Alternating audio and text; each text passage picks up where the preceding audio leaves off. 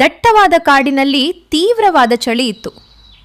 ಎಲೆಗಳು ಮುದುಡಿ ಉದುರಿ ಹೋಗಿದ್ದವು ಮತ್ತು ಗಾಳಿಯಲ್ಲಿ ತೇವಾಂಶವಿತ್ತು. ಈ ಶೀತದ ವಾತಾವರಣದಲ್ಲಿ ಒಂದು ಚಿಕ್ಕ ಮರದ ಪೊಟರೆಯಲ್ಲಿ ರೇಣು ಎಂಬ ಹೆಸರಿನ ಒಬ್ಬ ಧೈರ್ಯಶಾಲಿ ಹಕ್ಕಿ ವಾಸಿಸುತ್ತಿತ್ತು. ಅವಳ ಬಳಿ 2 ಮುತ್ತಾದ ಮೊಟ್ಟೆಗಳು ಇದ್ದವು. ಆದರೆ ದುಃಖದ ಸಂಗತಿ ಎಂದರೆ ಅವಳ ಗಂಡ ಟುನು ಮೃತಪಟ್ಟಿದ್ದನು. ಇಡೀ ಮನೆಯ ಮತ್ತು ಮಕ್ಕಳ ಜವಾಬ್ದಾರಿ ಈಗ ರೇಣುವಿನ ಮೇಲೆ ಬಿದ್ದಿತ್ತು. ಅಯ್ಯೋ ದೇವ್ರೆ, ಈ ಸಣ್ಣ ಹೊಟ್ಟೆಗಳಿಗಾಗಿ ನಾನು ಹೇಗಾದರೂ ವ್ಯವಸ್ಥೆ ಮಾಡಲೇಬೇಕು. ಈ ಚಳಿಯಲ್ಲಿ ಆಹಾರ ಹುಡುಕುವುದು ಎಷ್ಟು ಕಷ್ಟವಾಗಿದೆ. ಪ್ರೀತಿಯ ಸ್ನೇಹಿತರೆ, ನಿಮ್ಮ ಪ್ರೀತಿಯ ಕೈಗಳಿಂದ ನಮ್ಮ ಚಾನಲ್ಗೆ ಸಬ್ಸ್ಕ್ರೈಬ್ ಮಾಡಿ. ನಮಗೆ ತುಂಬ ಸಂತೋಷವಾಗುತ್ತದೆ. ಹೌದು, ಲೈಕ್ ಮಾಡಿ, ಶೇರ್ ಮಾಡಿ ಮತ್ತು ಸಬ್ಸ್ಕ್ರೈಬ್ ಮಾಡಿ. ಆಹಾರದ ಹುಡುಕಾಟದಲ್ಲಿ ರೇಣು ಹಾರುತ್ತಾ ಹಾರುತ್ತಾ ಕಾಡಿನ ಅಂಚಿನ ಕಡೆಗೆ ಹೋದಳು. ಅಲ್ಲಿ ಅವಳು ಕೆಲವು ಮನುಷ್ಯರನ್ನು ನೋಡಿದಳು. ಅವರು ಬಿಸಿ ಬಿಸಿ ಮೋಮೋಗಳನ್ನು ಮಾರುತ್ತಿದ್ದರು.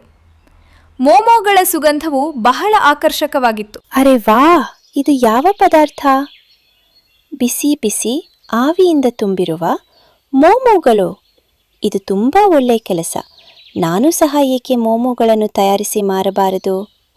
ರೇಣು ಒಂದು ಚಿಕ್ಕ ಎಲೆಗಳ ಗಾಡಿಯನ್ನು ಮಾಡಿಕೊಂಡು ಬೇಗನೆ ಮೋಮೋಗಳನ್ನು ತಯಾರಿಸಲು ಬೇಕಾದ ಸಾಮಾನುಗಳನ್ನು, ಅವಳು ಕಾಡಿನಿಂದ ಸುರಕ್ಷಿತವಾಗಿ ಸಂಗ್ರಹಿಸಬಹುದಾದವುಗಳನ್ನು ಒಟ್ಟುಗೂಡಿಸಿದಳು. ಮರುದಿನ ಅವಳು ತನ್ನ ಮೋಮೋಗಳ ಗಾಡಿಯನ್ನು ಸ್ಥಾಪಿಸಿದಳು. ಬಿಸಿ ಬಿಸಿ ಮೋಮೋಗಳು ಖಾರವಾದ ಚಟ್ನಿಯೊಂದಿಗೆ. ಬನ್ನಿ ಬನ್ನಿ. ಹತ್ತಿರದ ಮರದ ಮೇಲೆ ಒಂದು ಸುಂದರವಾದ ಲಾಡೋ ಹಕ್ಕಿ ಕುಳಿತಿತ್ತು. ರೇಣುವಿನ ಧ್ವನಿ ಕೇಳಿ ಮತ್ತು ಆವಿ ಏಳುತ್ತಿದ್ದ ಮೋಮೋಗಳನ್ನು ನೋಡಿ ಲಾಡೋ ತನ್ನನ್ನು ತಾನು ತಡೆದುಕೊಳ್ಳಲು ಆಗಲಿಲ್ಲ ಮತ್ತು ತಿನ್ನಲು ಬಂದಿತು. ರೇಣು ಅಕ್ಕ, ನಿಮ್ ಧ್ವನಿ ತುಂಬಾ ಇಂಪಾಗಿದೆ. ಈ ಮೋಮೋಗಳಿಗೆ ಬೆಲೆ ಎಷ್ಟು? ಬಾಲಾಡೋ, ಸುಮ್ಮನೆ ಪ್ರೀತಿಯಿಂದ ತಿನ್ನು. ನಿನ್ನ ಮನಸ್ಸಿಗೆ ಬಂದಿದ್ದನ್ನು ಕೊಡು. ಲಾಡೋ ಖಾರವಾದ ಕೆಂಪು ಚಟ್ನಿಯೊಂದಿಗೆ ಮೋಮೋಗಳನ್ನು ತಿಂದಳು. ರುಚಿ ಅವಳಿಗೆ ಎಷ್ಟೊಂದು ಇಷ್ಟವಾಯಿತು ಎಂದರೆ ಅವಳ ಕಣ್ಣುಗಳು ಹೊಳೆಯಲು ಪ್ರಾರಂಭಿಸಿದವು. ವಾ ರೇಣು, ಈ ಮೋಮೋಗಳು ಯಾವ ಜಾದುವಿಗಿಂತ ಕಡಿಮೆ ಇಲ್ಲ. ಚಟ್ನಿಯ ರುಚಿಯೂ ಕೂಡ ಅದ್ಭುತವಾಗಿದೆ. ಎಂತಹ ಅದ್ಭುತವಾದ ರುಚಿ! ಇನ್ನು ಮುಂದೆ ನಾನು ಪ್ರತಿದಿನ ಇಲ್ಲಿಯೇ ತಿನ್ನುತ್ತೇನೆ. ಆ ಕಾಡಿನಲ್ಲಿ ಕಪ್ಪು ಕಾಗೆ ಮತ್ತು ಅವನ ಹೆಂಡತಿ ಗೌರಿ ಕಾಗೆಯೂ ವಾಸಿಸುತ್ತಿದ್ದರು. ಅವರದ್ದೇ ಆದ ಸಮೋಸಾ ಚಾಟ್ಗೋಡಿ ಇತ್ತು. ರೇಣು ಮೋಮೋಗಳನ್ನು ಮಾರಲು ಪ್ರಾರಂಭಿಸಿದಂದಿನಿಂದ ಅವರ ಗಾಡಿಯ ಬಳಿ ಯಾವುದೇ ಹಕ್ಕಿ ಬರುತ್ತಿರಲಿಲ್ಲ. ಗೌರಿ, ಇದೇನ್ ನಡೀತಾ ಇದೆ? ನಮ್ ಗಾಡಿಯು ನೊಣಗಳನ್ನು ಓಡಿಸ್ತಾ ಇದೆ, ಆದ್ರೆ ಆ ಹೊಸ ಹಕ್ಕಿಯ ಮೋಮೋಗಳ ಗಾಡಿಯ ಬಳಿ ಜನಜಂಗುಳಿ ನೆರೆದಿದೆ. ಹೌದು ಕಪ್ಪು, ನಾವು ಏನಾದರೂ ಮಾಡಲೇಬೇಕು.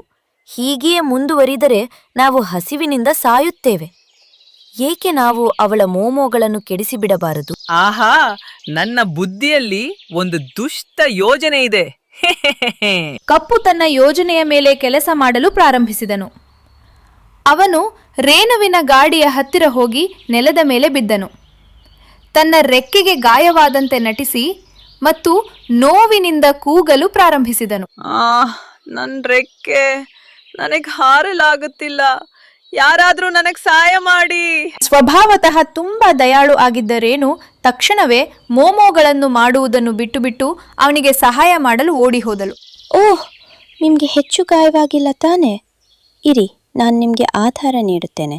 ರೇಣು ಕಪ್ಪು ಕಾಗೆಯ ಬಳಿ ಹೋದ ಕೂಡಲೇ ಗೌರಿ ಕಾಗೆ ವೇಗವಾಗಿ ರೇಣುವಿನ ಗಾಡಿಯ ಬಳಿ ತಲುಪಿದಳು. ಅವಳು ಯಾರಿಗೂ ತಿಳಿಯದಂತೆ ಒಂದು ಚಿಕ್ಕ ಪೊಟ್ಟಣದಿಂದ ಹೊಟ್ಟೆ ಕೆಡಿಸುವ ತೀಕ್ಷ್ಣವಾದ ಔಷಧಿಯನ್ನು ತೆಗೆದು ರೇಣುವಿನ ಖಾರವಾದ ಚಟ್ನಿಗೆ ಬೆರೆಸಿದಳು. ಈಗ ತಿನ್ನಿ ನೀವು ಈ ಮೋಮೋಗಳನ್ನು. ರೇಣುವಿಗೆ ಈ ಷಡ್ಯಂತ್ರದ ಬಗ್ಗೆ ಸ್ವಲ್ಪವೂ ತಿಳಿದಿರಲಿಲ್ಲ. ಅವಳು ಕಪ್ಪು ಕಾಗೆಯನ್ನು ಎತ್ತಿಕೊಂಡು ಮತ್ತೆ ತನ್ನ ಗಾಡಿಯ ಬಳಿಗೆ ಹಿಂತಿರುಗಿದಳು. ಸ್ವಲ್ಪ ಸಮಯದಲ್ಲೇ ಮೋಮೋಗಳನ್ನು ತಿನ್ನಲು ಪಕ್ಷಿಗಳ ದೊಡ್ಡ ಜನಸಮೂಹ ಮತ್ತೆ ಸೇರಿಕೊಂಡಿತು. ಮೋಮೋಗಳು ಮಾರಾಟವಾಗುತ್ತಿದ್ದವು ಮತ್ತು ಎಲ್ಲರೂ ಸಂತೋಷದಿಂದ ತಿನ್ನುತ್ತಿದ್ದರು. ಅಷ್ಟರಲ್ಲಿ ಅಲ್ಲಿಗೆ ಹಸುರು ಗಿಳಿ ತಡಬಡಾಯಿಸುತ್ತಾ ಬಂದಿತು. ರೇಣು, ನೀನ್ ಚಟ್ನಿಯಲ್ಲಿ ಏನ್ ಬೆರೆಸಿದ್ಯಾ? ನನ್ ಹೊಟ್ಟೆ ತುಂಬಾ ಜೋರಾಗಿ ನೋಯ್ತಿದೆ. ಅವಳ ಬೆನ್ನ ಹಿಂದೆಯೇ ಲಾಡೋ ಹಕ್ಕಿಯು ಓಡೋಡಿ ಬಂತು. ಅವಳ ಮುಖ ಬೆಂಡುಗಟ್ಟಿತ್ತು. ಹೌದು ರೇಣು ಅಕ್ಕ, ನನಗೂ ತುಂಬಾ ವಾಂತಿಗಳಾಗುತ್ತಿವೆ. ನೀನಿದೇನು ಮಾಡ್ಬಿಟ್ಟೆ. ನಿನ್ ಮೋಮೋಗಳು ನಮ್ಮೆಲ್ಲರಿಗೂ ಹುಷಾರಿಲ್ದಂತೆ ಮಾಡಿವೆ. ನೋಡುತ್ತಲೇ ಮೋಮೋಗಳನ್ನು ತಿಂದಿದ್ದ ಎಲ್ಲ ಪಕ್ಷಿಗಳು ನೋವಿನಿಂದ ನರಳಲು ಪ್ರಾರಂಭಿಸಿದವು. ರೇಣು ಉದ್ದೇಶಪೂರ್ವಕವಾಗಿ ಆಹಾರದಲ್ಲಿ ವಿಷವನ್ನು ಬೆರೆಸಿದ್ದಾಳೆ ಎಂದು ಸಮೂಹದಲ್ಲಿ ಅಪವಾದವು ವೇಗವಾಗಿ ಹರಡಿತು. ಇವಳು ಬೇಕೆಂದೇ ನಮ್ಗೆ ಹಾನಿ ಮಾಡಿದಾಳೆ. ಇವಳ ಗಾಡಿ ಮುರ್ದ ಹಾಕಿ ಇವಳಿಗೆ ಶಿಕ್ಷೆ ಸಿಗ್ಲೇಬೇಕು. ಕೋಪಗೊಂಡ ಪಕ್ಷಿಗಳ ಸಮೂಹವು ರೇಣುವಿನ ಮೋಮೋಗಳ ಗಾಡಿಯನ್ನು ನುಚ್ಚು ನೂರು ಮಾಡಿತು. ರೇಣು ಅಳುತ್ತಲೇ ಇದ್ದಳು. ಆದರೆ ಅವಳ ಮಾತನ್ನು ಕೇಳಲು ಯಾರೂ ಸಿದ್ಧರಿರಲಿಲ್ಲ. ಇಲ್ಲ, ನಾನೇನೂ ಮಾಡಿಲ್ಲ, ನನಗೇನೂ ಗೊತ್ತಿಲ್ಲ, ನನ್ನನ್ನು ನಂಬಿ. ನೋಡುತ್ತಾ ಕಾಲು ಮತ್ತು ಗೌರಿ ಒಂದು ಮರದ ಹಿಂದೆ ನಿಂತು ಸಂತೋಷದಿಂದ ಪಿಸುಗುಡುತ್ತಿದ್ದರು. ನೋಡಿದ್ಯಾ ಗೌರಿ, ಈಗ ಯಾರು ಅವಳ ಗಾಡಿ ಹತ್ರ ಹೋಗೋದಿಲ್ಲ. ನಮ್ಮ ಸಮೋಸೆಯ ವ್ಯಾಪಾರ ಮತ್ತೆ ಚಾಲ್ತಿಯಲ್ಲಿ ಇರ್ತದೆ. ನೀನ್ ನಿಜವಾಗಿಯೂ ತುಂಬಾ ದುಷ್ಟನಿದ್ದೀಯ. ಮಜಾ ಬಂತು. ಅವರ ಈ ಎಲ್ಲ ಮಾತುಗಳನ್ನು ಒಬ್ಬ ಬುದ್ಧಿವಂತ ಪಾರಿವಾಳವು ಕೇಳಿಸಿಕೊಂಡಿತು. ಪಾರಿವಾಳಕ್ಕೆ ತುಂಬ ಕೋಪ ಬಂತು. ಅದು ತಕ್ಷಣವೇ ಕಪ್ಪು ಮತ್ತು ಗೌರಿಯ ಬಳಿಗೆ ಹೋಯಿತು. ಸಾಕಾಯಿತು, ನಾನು ನಿಮ್ಮ ಎಲ್ಲ ಮಾತುಗಳನ್ನು ಕೇಳಿದ್ದೇನೆ. ನೀವಿಬ್ಬರು ಒಬ್ಬ ಏಕಾಂಗಿ ಮತ್ತು ಶ್ರಮವಹಿಸಿ ದುಡಿಯುವ ಹಕ್ಕಿಯನ್ನು ಸಿಲುಕಿಸಲು ಎಷ್ಟು ಕೆಟ್ಟ ತಂತ್ರವನ್ನು ಮಾಡಿದ್ದೀರಿ. ನಿಮಗೆ ನಾಚಿಕೆಯಾಗಬೇಕು.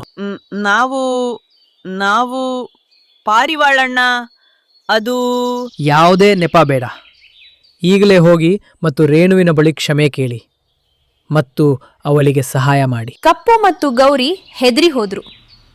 ಅವರಿಗೆ ತಮ್ಮ ತಪ್ಪಿನ ಅರಿವು ಸಹ ಆಗಲಾರಂಭಿಸಿತ್ತು. ಅವರು ತಲೆ ತಗ್ಗಿಸಿ ರೇಣುವಿನ ಮುರಿದು ಹೋದ ಗಾಡಿಯ ಬಳಿಗೆ ಹೋದ್ರು. ರೇಣು, ನಿನ್ನೊಂದಿಗೆ ತುಂಬಾ ಕೆಟ್ಟದಾಗಿ ನಡ್ಕೊಂಡೆವು. ಇದೆಲ್ಲವ ನಾವು ಮಾಡಿದ್ದು. ಹೌದು ರೇಣು, ನಮಗೆ ನಿಜವಾಗಿಯೂ ತುಂಬಾ ವಿಷಾದವಿದೆ. ದಯವಿಟ್ಟು ಒಂದು ಬಾರಿ ನಮ್ಮನ್ನು ಕ್ಷಮಿಸಿ ಬಿಡು. ರೇಣು ಬಳಿ ಎಲ್ಲವೂ ನಾಶವಾಗಿತ್ತು. ಆದರೆ ಅವಳ ಹೃದಯ ತುಂಬ ದೊಡ್ಡದಾಗಿತ್ತು. ಅವಳು ಆಳವಾದ ಉಸಿರು ತೆಗೆದುಕೊಂಡು ಅವರಿಬ್ಬರನ್ನು ನೋಡಿದಳು. ನಾನು ಏನನ್ನೂ ತಪ್ಪಾಗಿ ಮಾಡಿಲ್ಲ ಎಂದು ನನಗೆ ಗೊತ್ತಿತ್ತು.